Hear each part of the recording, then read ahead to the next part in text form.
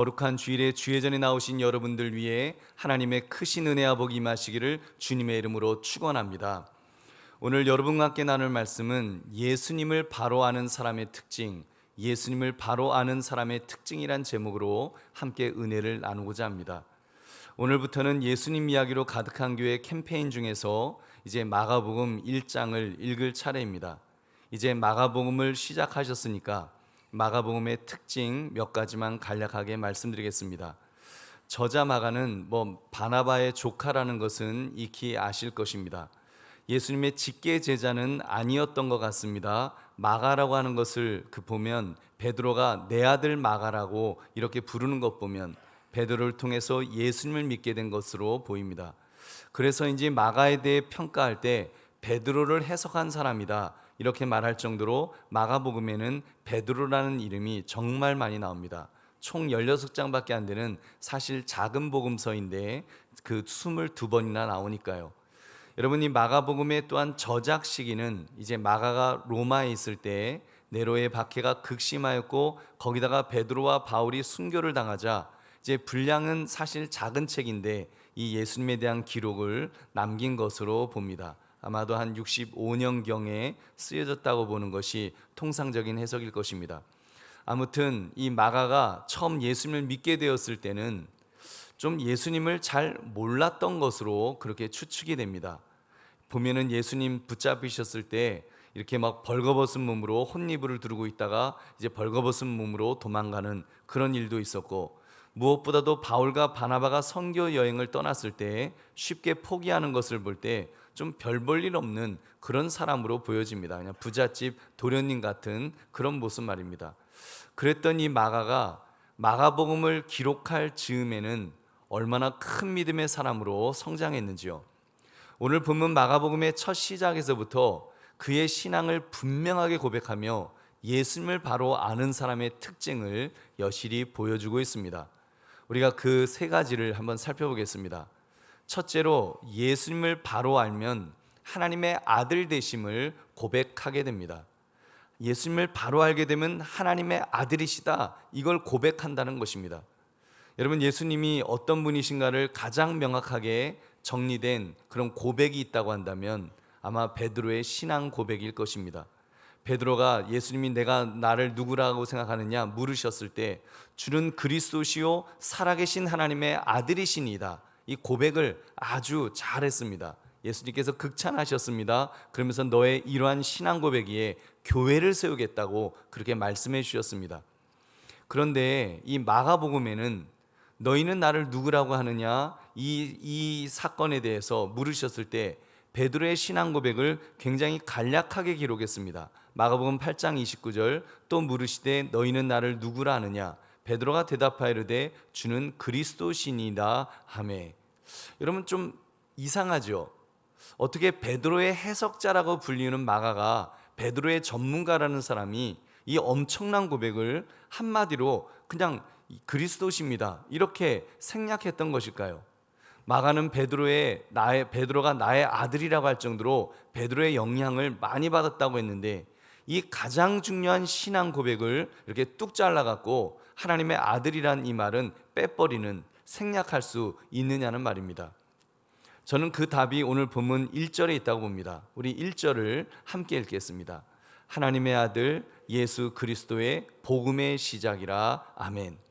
마가는 베드로를 통해서 예수님이 누구신가를 확실하게 배운 사람이었습니다. 처음 예수님 처음에는 말씀드린 대로 예수님이 체포되셨을 때 이렇게 무서워서 벌거벗은 채로 막 혼이불을 이렇게 벗어던지고 볼썽사납게 도망쳤던 그런 일도 있었고, 바울과 선교여행에 떠났다가 힘들다고 포기했던, 어찌 보면 믿음이 별로 없어 보였던 그냥 부잣집 도련님의 불가하단 말씀을 드렸습니다.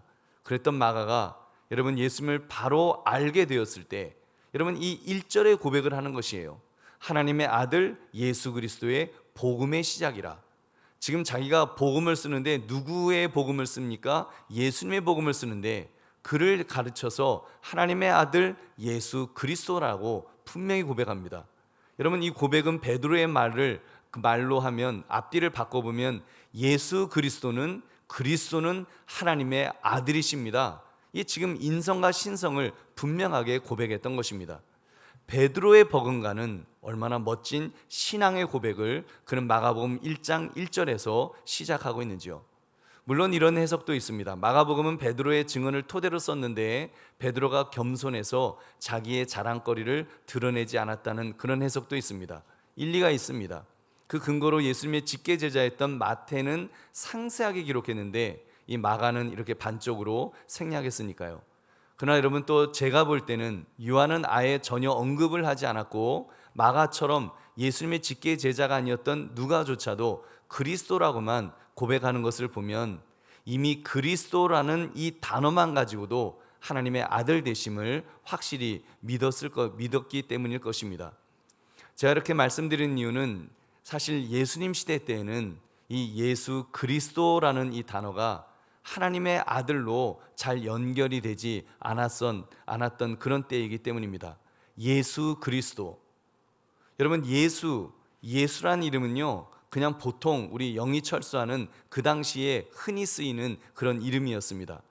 헬라어로는 예수 쓰고요, 뜻은 여호와는 구원이시다라는 아주 훌륭한 그런 뜻이 있습니다. 여호수아, 여러분 아시죠? 구약의 여호수아의 헬라어 형태가 바로 예수스입니다. 그러니까 정말 그 흔히 쓰였던 그런 이름입니다. 뭐 5번째로 흔히 쓰였다 뭐 그런 말도 있습니다.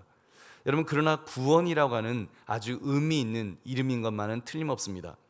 그리고 예수 그리스도란 이 말은 기름 부음을 받은 자라는 그런 뜻인데, 헬라어로는 크리스토스, 아람어로는 메시아, 히브리어는 마시아의, 이 결국은 메시아를 가리키는 그 단어입니다. 당시 기름 부음은 3가지 특별한 사람에게만 부어졌습니다. 제사장을 세울 때, 선지자를 세울 때, 그리고 왕을 세울 때였습니다. 그래서 우리 예수님은 삼중직을 다 가지신 분이다, 이렇게 말합니다. 제사장의 역할, 선지자의 역할, 왕의 역할을 모두 가지셨다는 그런 의미로 삼중직을 가지셨다, 그렇게 말합니다. 그런데 예수님 당시 사람들은 그 삼중직 중에서 그리스도는 왕으로 오실 것을 기대했습니다.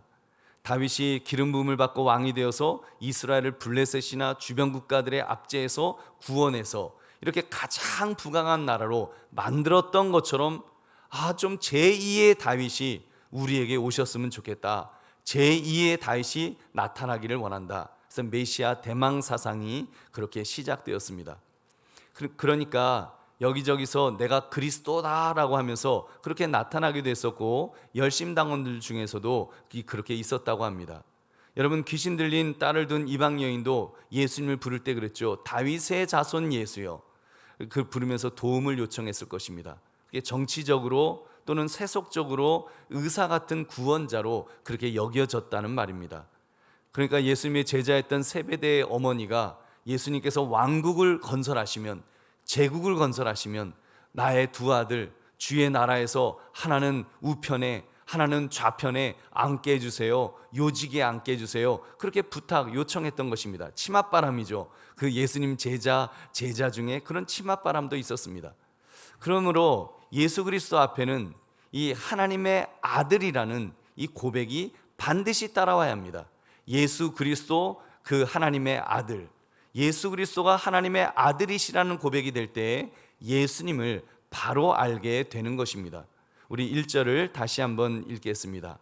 하나님의 아들 예수 그리스도의 복음의 시작이라. 아멘. 여러분, 예수 그리스도 앞에 하나님의 아들을 붙임으로써 지금 마가는 완전한 신앙 고백을 그렇게 했던 것입니다. 여러분, 그러므로 우리도 이런 고백이 분명해야 합니다. 하나님의 아들 예수 그리스도, 바로 이 고백 말입니다. 그래야 예수님을 정치적 구원자로만 이해하지 않을 것입니다.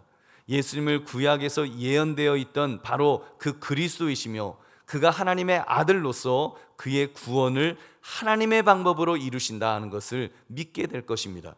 여러분, 어떻게 해요? 이사야 53장의 그리스도, 즉 예수님은 고난의 종으로 오셔서 그렇게 우리의 구원을 완성하신다는 것입니다.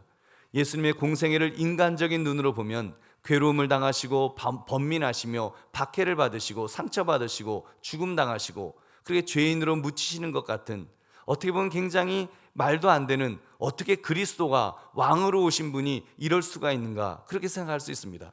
여러분, 예수님이 이렇게 십자가에서 그렇게 죽으신 것은 여러분 신과 인간 사이에 중간 역할을 하신 것입니다. 이 세상을 죄로부터 우리를 구원하시는 분, 그래서 죄악의 저주에서 영원한 삶을, 영생을 주신 분이 우리 예수님인 줄 믿으시기 바랍니다. 여러분, 그렇다면 우리 그 예수님을 그렇게 바로 그려봅시다. 하나님의 아들 예수 그리스도, 이러한 예수님을 분명히 알게 된다면 여러분, 우리는 세상적인 욕구를 채우기 위해서 예수님을 이용하려고 하지 않을 것입니다. 그냥 단순히 병을 고쳐주시는 그런 분으로, 돈 많이 벌게 해주시는 그냥 그런 분으로, 또는 세상 복을 듬뿍 주시는 분 정도로만 그렇게 믿으려 해서는 안 된다는 것입니다. 그럼 무엇을 기대하며 올바르게 예수님을 믿어야 되겠습니까? 죄사함을 주시는 분으로 우리는 믿어야 합니다.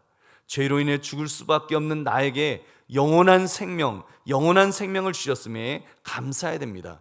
여러분, 그렇게 할 때 우리는 바른 믿음을 가지게 되고 무엇보다도 예수님이 누구신지를 바르게 알게 될 것입니다.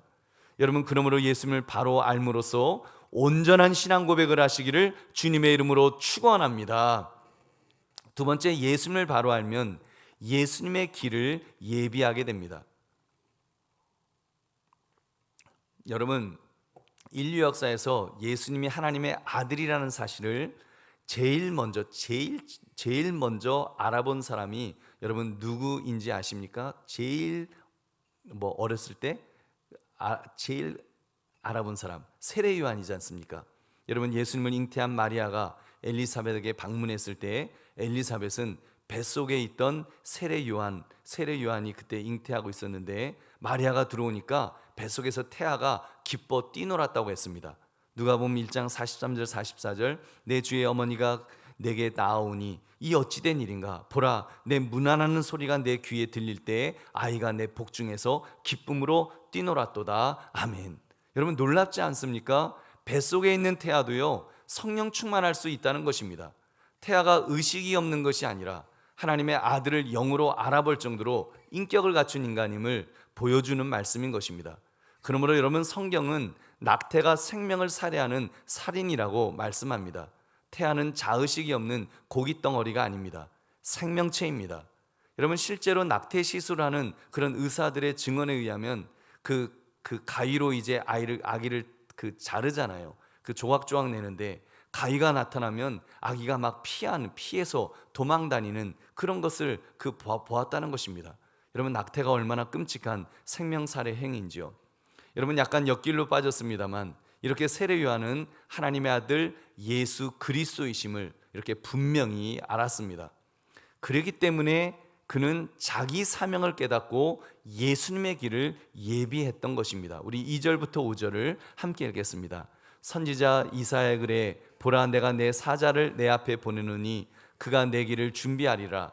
광야에 외치는 자의 소리가 있어 이르되 너희는 주의 길을 준비하라. 그의 오실 길을 곧게 하라. 기록된 것과 같이 세례 요한이 광야에 이르러 죄 사함을 받게 하는 회개의 세례를 전파하니 온 유대 지방과 예루살렘 사람이 다 나아가 자기 죄를 자복하고 요단강에서 그에게 세례를 받더라. 아멘. 그가 어떻게 예수님의 길을 예비하셨는지를 여러분 보셨습니까? 첫째, 세례 요한은 먼저 광야에서 외쳤다고 했습니다. 광야가 어떤 곳입니까? 위험하고 거칠며 평탄하지 않고 고통과 고난으로 뒤덮인 그런 길이었습니다. 우리가 사는 세상과 아주 흡사해 보입니다. 우리는 그런 점에서 외쳐야 됩니다. 우리도 광야에서 외쳐야 합니다. 죄악의 저주 아래서 지옥을 향해 가는 불쌍한 영혼들을 향해서 우리도 외쳐야 하는 것입니다. 그것이 예수님을 바로 아는 자의 마땅한 모습인 줄로 믿습니다. 그리고 두 번째, 세례 요한은 예수님을 믿는 모든 사람에게 세례를 베풀었습니다. 그가 세례를 명령하자 놀라운 사실은 사람들이 세례를 받았습니다. 우리 5절을 함께 읽겠습니다. 시작. 온 유대 지방과 예루살렘 사람이 다 나아가 자기 죄를 자복하고 요단강에서 그에게 세례를 받더라. 여러분, 이게 얼마나 놀라운 일인지요. 여러분, 원래 유대인들은 세례를 받지 않습니다. 세례는 이방인들이 유대인의 신앙으로 개종할 때만 받는 것이었습니다. 근데 마태복음 3장을 보면 회개하라 천국이 가까웠느니라 세례 요한이 외쳤을 때 자기들의 죄를 자복하고 요단강에서 세례를 받았습니다. 여러분, 이게 얼마나 놀라운 일인지요. 우리 사랑하는 성도님들, 그런 점에서 우리도 세례를 주어야 합니다. 한강 교회를 통해서 세례를 주는 일들이 많아져야 합니다. 예수님께서 마지막 명령이 세례를 주라는 것이었으니까요. 우리 마태복음 28장 19절 20절 함께 읽겠습니다. 그러므로 너희는 가서 모든 민족을 제자로 삼아 아버지와 아들과 성령의 이름으로 세례를 베풀고 내가 너희에게 분부한 모든 것을 가르쳐 지키게 하라. 볼지어다 내가 세상 끝날까지 너희와 항상 함께 있으리라 하시니라. 아멘. 근데 지금 안타깝게도 죄송하게도 요즘은 세례를 주는 일이 많지 않습니다. 이게 얼마나 좀 하나님 앞에서 죄스럽고 그 괴로운 일인지요. 그래서 저는 궁여지책으로 군성교를 통해서 군인들에게 세례 주는 것으로 좀 위안을 삼기도 합니다. 하나님, 그래도 제가 바쁜 중에 그래도 그 먼 곳 부대까지 찾아가서 아버지 아들과 성령의 이름으로 그래도 세례를 주라 하셔서 세례를 줍니다. 이런 또 그런 위로를 받습니다. 우리 사랑하는 성도님들, 여러분에게 부탁을 드립니다. 여러분의 인생의 목표를 세우십시오. 이런 목표 바랍니다. 하나님, 제 인생에 정말 제가 전도해서 10명을 세례받게 하겠습니다. 하나님 20명을, 하나님 30명을, 하나님 100명을 세례받게 하겠습니다. 1000명을 세례받게 하겠습니다. 그런 꿈을 꾸시고 기도하십시오. 하나님께서 우리의 기도를 들어응답해 주실 줄로 믿습니다. 여러분, 정말 우리 그런 꿈을 가지는 그런 우리 한강교회 성도들 되시기를 다시 한번 주의 이름으로 축원합니다. 그리고 세 번째 보면 세례 요한은 회개하여 죄사함을 받으라 선포했습니다. 우리 마가복음 1장 4절 5절 우리 함께 읽겠습니다. 세례 요한이 광야에 이르러 죄사함을 받게 하는 회개의 세례를 전파하니 온 유대 지방과 예루살렘 사람이 다 나아가 자기 죄를 자복하고 요단강에서 그에게 세례를 받더라. 아멘. 여러분, 이렇게 그 죄사함을 받도록 그렇게 선포할 때 그들이 회개하고 그렇게 세례를 받았다고 했습니다. 우리 사랑하는 성도님들, 예수님을 바로 알면, 우리 예수님을 바로 알게 되면 세례 요한처럼 예수님의 길을 예비하지 않을 수 없습니다. 예수님께서 역사하시도록 우리도 광야 같은 세상 속에서 외치는 자의 소리가 됩시다. 그리고 한강교회 이름으로 세례 주는 것을 정말 우리 삶의 최고의 가치로 그렇게 여기시기 바랍니다. 그걸 목표로 세웁시다. 그러면 회개의 역사가 일어날 줄로 믿습니다. 먼저 내 심령이 회개해야 하고, 그리고 우리 교회 공동체가 회개하게 될 것입니다. 그리고 우리 한국교회가 회개하는 역사가 일어나게 될 줄 믿으시기 바랍니다.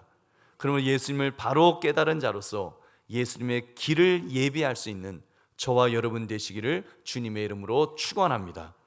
세 번째, 예수님을 바로 알면 예수님 앞에서 자신을 낮추게 됩니다. 자신을 낮추게, 겸손하게 됩니다. 여러분, 예수님을 바로 알게 되었을 때 자신을 낮추는 일은 이건 그냥 자연스러운 일입니다. 세례 요한에게 그런 일이 일어났습니다. 여러분 보십시오. 세례 요한을 가리켜서 마지막 선지자라고 우리가 그렇게 부릅니다. 선지자들은 행동을 통해서 하나님의 메시지를 전하지요. 예를 들면 예레미야는 말로 이렇게 하나님의 뜻을 전했다면, 에스겔 선지자 같은 사람은 기이한 행동을 이렇게 해서 하나님의 뜻을 전하기도 합니다. 여러분, 왼쪽으로 누워서 390일을 있고 오른쪽으로 누워서 40일을 있고 그 하루는 이제 1년이다 이런 말씀하셨어요. 그래서 하나님께서 예루살렘이 포위될 것을 에스겔의 그런 특이한 행동을 통해서 이렇게 말씀을 전달해 주신 것입니다. 여러분, 세례 요한의 경우도 자기를 부인하는 행동으로 좀 특이한 행동들을 했습니다. 그는 삶의 거처를 광야로 삼았습니다. 이렇게 사람들 편하게 이렇게 따뜻한 집에서 이렇게 살고, 겨울에 추울 때 이렇게 우리는 난방도 하고 이렇게 샤워도 하고 좀 편안하게 사는데, 이 세례 요한은 삶의 거처를 광야에서, 그 거친 곳에서 그렇게 살았습니다. 그래서 세상과 좀 구별된, 격리된 그런 삶을 살았습니다. 그의 의복도 굉장히 간소했습니다. 그냥 약대털로 만든 옷을 입고 가죽띠를 띄었습니다. 그러니까 옷 갈아입을 옷이 있었겠습니까? 그냥 그거 입고 사는 거예요. 음식도 간소했습니다. 메뚜기하고 석청을 먹었다고 했습니다. 여러분, 메뚜기는 고소한가? 저도 어렸을 때 먹으니까 고소하더라고요. 그 석청, 야생꿀이죠. 야생꿀을 먹었습니다. 여러분이 얼마나 자기를 완전히 부인하는 정말 기이한 그런 모습인지요. 여러분 같으면 이렇게 살 수 있겠습니까?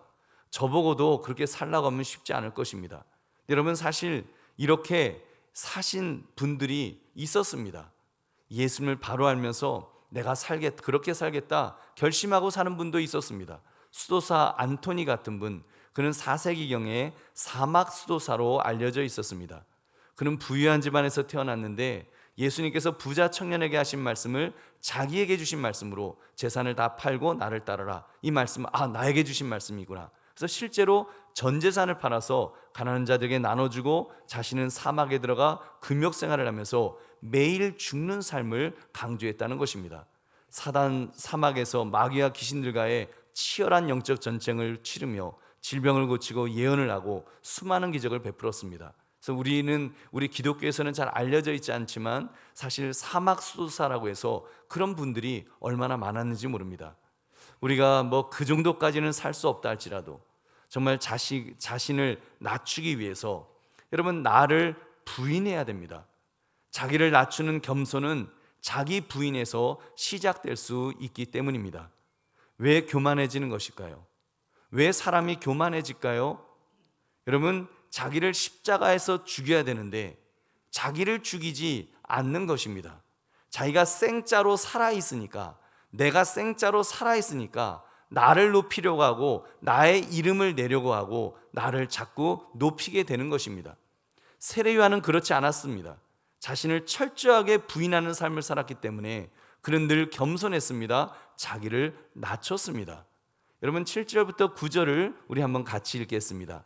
그가 전파하여 이르되 나보다 능력 많으신 이가 내 뒤에 오시나니 나는 굽혀 그의 신발끈을 풀기도 감당하지 못하겠노라. 나는 너에게 물로 세례를 베풀었거니와 그는 너에게 성령으로 세례를 베푸시리라. 아멘. 여러분, 이 세례 요한이 예수님을 보면서 이렇게 고백하는 게 이게 얼마나 놀라운 것인지요. 나는 굽혀 그의 신발끈을 풀기도 감당하지 못하겠노라. 여러분, 이 상황이요, 인간적인 관점에서 보면 이게 도저히 이해가 안 되는 지금 상황입니다. 보십시오. 세례 요한은 성직자로서 성공한 사람입니다. 여러분, 잘 나가는 사람이에요. 그에게는 그를 따르는 제자들이 있었고요, 엄청난 군중이 그를 추종했습니다. 나이는 예수님보다 6개월 먼저 빨랐으니 6개월 빨랐으니까 예수님하고 사실 동갑이나 마찬가지예요. 그다음에 세례 요한의 입장에서 6개월 어린 사촌 동생이죠. 사촌 동생을 바라보는 그 시각이 어떠했을까요? 인간적으로 보면 우스웠겠죠. 자기는 이미 영적 지도자로서 위치를 확고히 다졌는데 이제 막 공생애를 시작하신 예수님이 세상 말로 초짜로 보일 수 있지 않았을까요? 인간적인 그런 친척 관계로 보면 초짜로 보였을 거예요. 근데 세례 요한은 예수님이 하나님의 아들 예수 그리스도이신 것을 분명히 알았습니다. 그렇기 때문에 그는 자신을 낮췄습니다. 나는 굽혀 그의 신발끈을 풀기도 감당하지 못하겠노라. 여러분, 예수님을 향해서 지금 나는 굽혀 그의 신발끈을 풀기도 감당하지 못하겠습니다. 여러분, 실제로 세례 요한은 그렇게 자기를 낮추는 그런 처신을 계속해서 합니다. 요한복음 1장을 보시면 예수님이 나타나시니까 세례 요한이 제자 두 사람과 함께 있다가 소리를 칩니다. 보라, 하나님의 어린 양이로다. 예수님이 이렇게 지나가시니까 하나님의 어린 양이로다 하면서 제자들에게 말을 합니다. 여러분, 이 말은요, 예수님이 진짜라는 것입니다. 예수님과 비교하면 자기는 기껏해야 광야에서 외치는 소리에 불과하다는 그 뜻입니다. 그래서 예수님을 소개하는 거예요. 보라, 하나님의 어린 양이로다. 진짜한테 가라. 지금 그 이야기를 하는 거예요. 요한복음 1장 30절을 보니까 두 제자가 그의 말을 듣고 예수를 따르거늘. 여러분, 그 이야기 듣고 그 두 제자 중 그 세례 요한의 두 제자들이 예수님을 따라갔습니다. 여러분, 그 두 제자 중 한 사람이 바로 베드로의 형제 안드레였습니다. 안드레와 아마도 요한복음의 저자 요한이 이 세례 요한의 말을 듣고 주인을 바꾼 것입니다. 세례 요한에서 예수님으로 말입니다. 여러분, 세례 요한은 이렇게 실제로 자기를 낮추는 행동을 실천하였습니다. 여러분 얼마나 겸손한 그의 모습인지요. 사랑하는 성도님들, 우리 예수 믿는 사람들이 겸손해야 하는 이유가 바로 여기에 있는 것입니다. 크리스찬이 겸손해야 되는 이유가 뭐 성품이 온순해서 겸손한 그런 것이 아닙니다. 예수 믿는 사람은 겸손할 수밖에 없습니다. 하나님의 아들 예수 그리스도를 아는데, 하나님의 아들 예수 그리스도 앞에서 사는 것처럼 살아가는데, 여러분 어떻게 자기를 낮추지 않을 수가 있겠습니까? 나는 예수님의 신발끈을 풀기도 감당하지 못하겠습니다. 이 정도가 아니죠. 나는 마른 막대기만도 못한 존재입니다. 여러분 사도 바울은요, 얼마나 겸손했는지 자신을 제자들 앞에서, 다른 12 제자들 앞에서 나는 만삭되지 못하여 난 자 같다고 그는 그렇게 말을 합니다.